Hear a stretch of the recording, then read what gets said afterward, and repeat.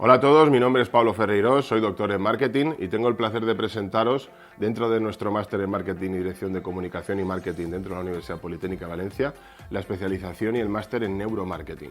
Nosotros hemos hecho un máster en el que vamos a ver la parte de marketing a nivel de procesos estratégicos, de cómo generar modelos de negocio de éxito a través del marketing, con un énfasis en neuromarketing en el que veremos dentro de los laboratorios de la Universidad Politécnica de Valencia, como es este en el que estamos hoy mismo, biometría. Veremos cuál es la respuesta del cerebro, cuál es la respuesta galvánica de la piel, estudios de eye tracking, medidores de pulso cardíaco y de temperatura corporal. Vengo a hablaros de esta pequeña parte del cuerpo que es una parte fundamental en la toma de decisiones a nivel de comportamiento del consumidor, a nivel de marketing y psicología. Una de las aplicaciones más fructíferas que estamos realizando a nivel de consultoría con empresas es la medición de emociones en portales online y en e-commerce, por ejemplo. Esto nos está ayudando a conocer muchísimo más cuáles son las emociones que condicionan el proceso de compra. Uno, el estrés. El estrés es una emoción importantísima en el proceso de compra. Es decir, si tratamos en cualquier navegación web o cualquier plataforma online o cualquier e-commerce, tratamos de controlar el estrés del consumidor que siente cuando está navegando, cuáles son los patrones de usabilidad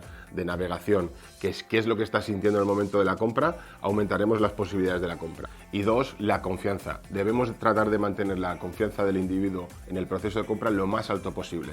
Cuanto más confianza sienta en la navegación en la web y sobre todo en el proceso de compra, muchas más probabilidades tendremos de que finalmente el cliente realice la compra.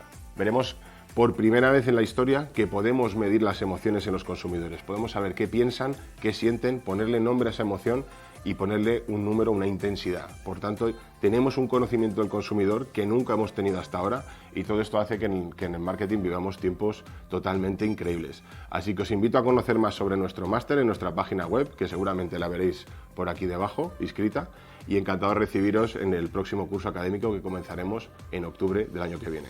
Hasta pronto.